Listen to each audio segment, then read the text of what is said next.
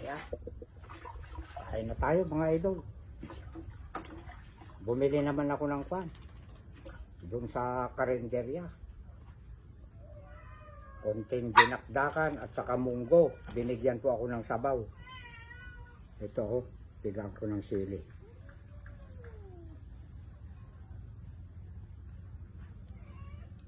Ayan.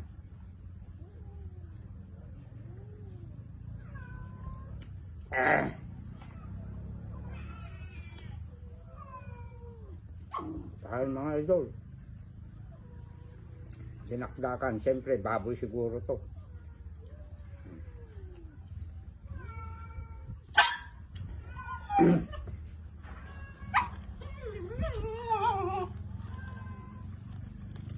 Ito yun yung apo di balatong.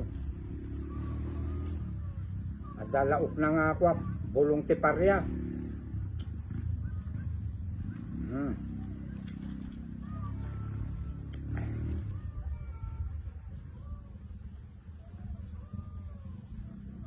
Kaya hindi na ako nagluto ng ampalaya.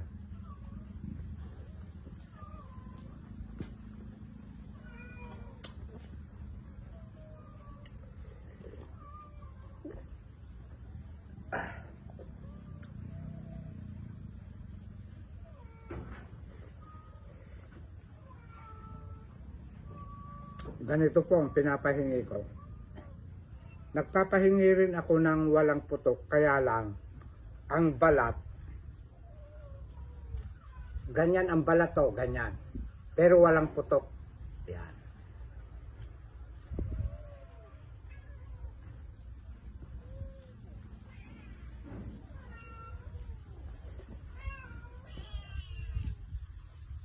Inuulit ko po. Hindi ako nagbebenta. Pero nagpapahingi ako.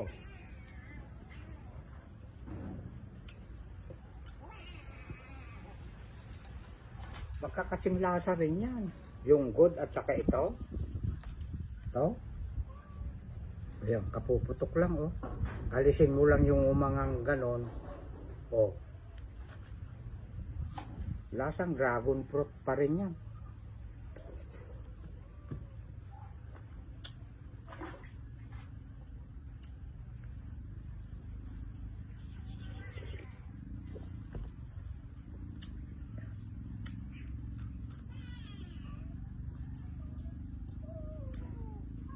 Kung sarili kong tanim at hindi ako caretaker, aba, pagbebenta ako, mura lang.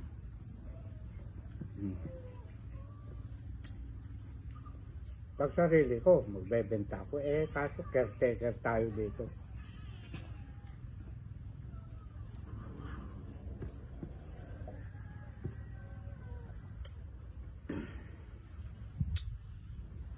Alam nyo mga idol, ikukwento ko ang mapaggawa ng hindi maganda, hindi tayo pagpapalain sa taas. Totoo yan. Kailangan lumaban tayo ng parehas.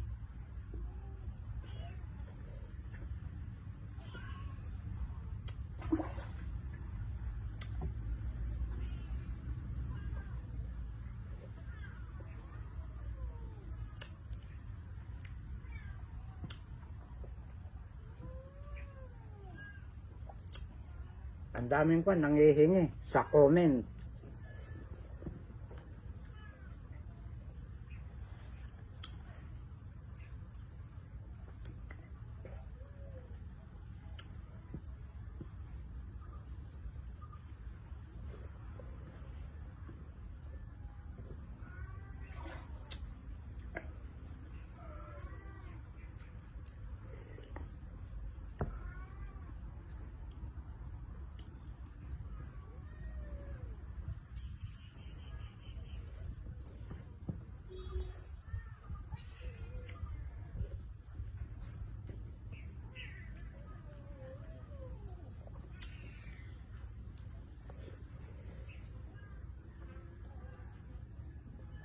Dinakdakan,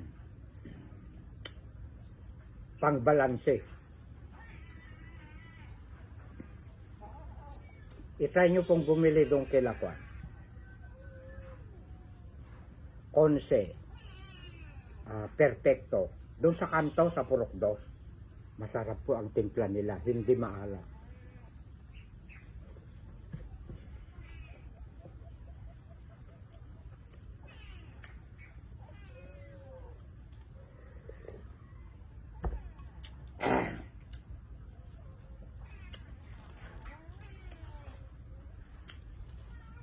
Bawasan ko pa itong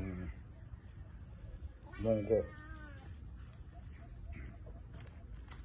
sa mga alaga ko yan. Saka nagluluto ako ng Kwan,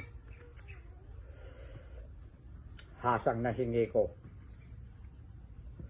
sa Purok 3. Shout out sa'yo, idol. Marami pang mga nakangangang ganito. At marami pang hindi nakanganga na pangit ang balat ganyan, no. Pipitasin ko, ipapahingi ko mamaya sa baryo.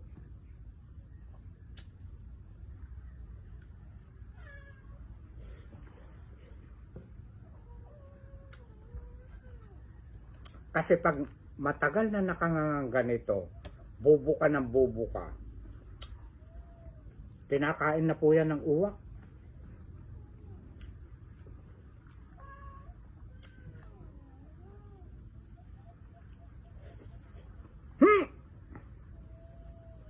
Ay nako, tumatuta ko.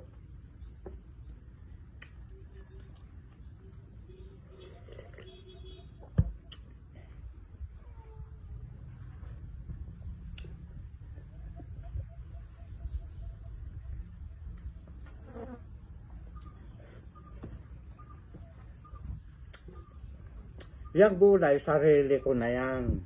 Mga papaya, saging. Kasi noong nag-usap kami ni engineer, sabi ko kay engineer, engineer, maggugulayan tayo. Bahala ka nang magtanim ng gulay, sarili mo na yon. Hindi mo na ako isasali. Sabi nga ni Mame, asawa ni engineer, para dagdag income ko raw. Mababait po sila. Ang sabi ni engineer, Doro, sabi, ituring mong parang lupa mo yan, ha?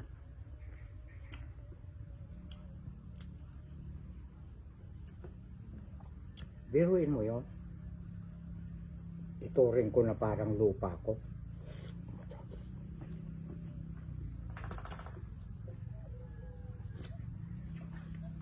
Kaya kapag ka naramdaman ng amo natin at talagang tapat tayo, honest tayo,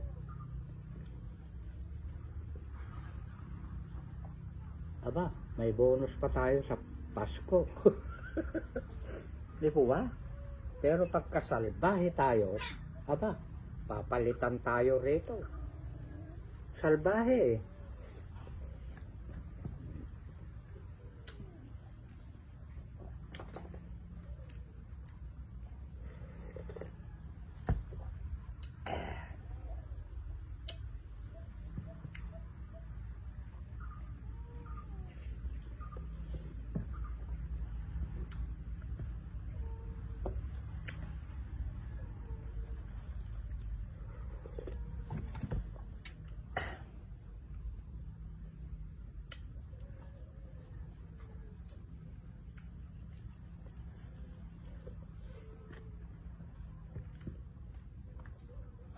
Bukas na lang yung igaganong kong bida, mga idol, ha.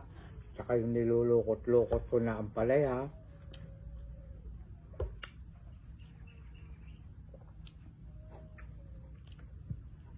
Kasi ang nangyari nung pumunta ako sa baryo, bumili na lang ako ng ready-made, kung tawagin, luto na. Kasi busy ako sa aking pinapatag.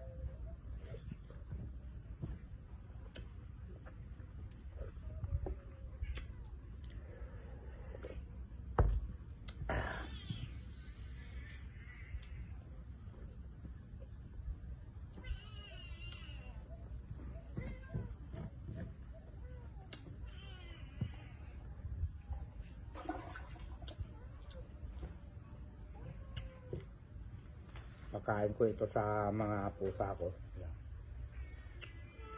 Lasang dinakdakan yun.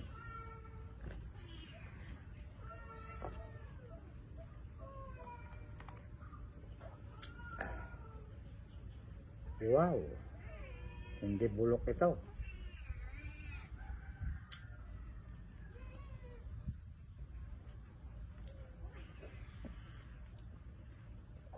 Medyo matamis.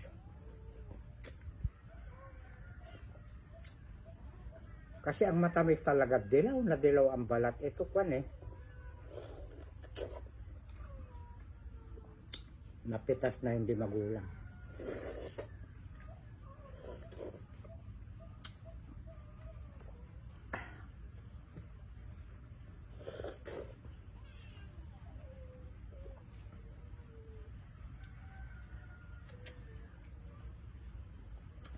Nagpapahingi rin ako ng gourd yung malalaki sa mga unang mga bunga. Pag nakakakita ko, tapos kinakain ko gourd. Mga mahigit 10 piraso, ganyan. Eh, hindi naman pipick upin dito ni Jojo. Ayan, kainin mo yan.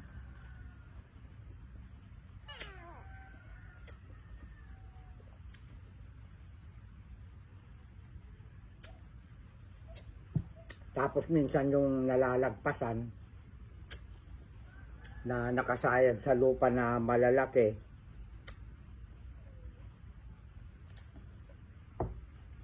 kinukuha ko, pinapahingi ko.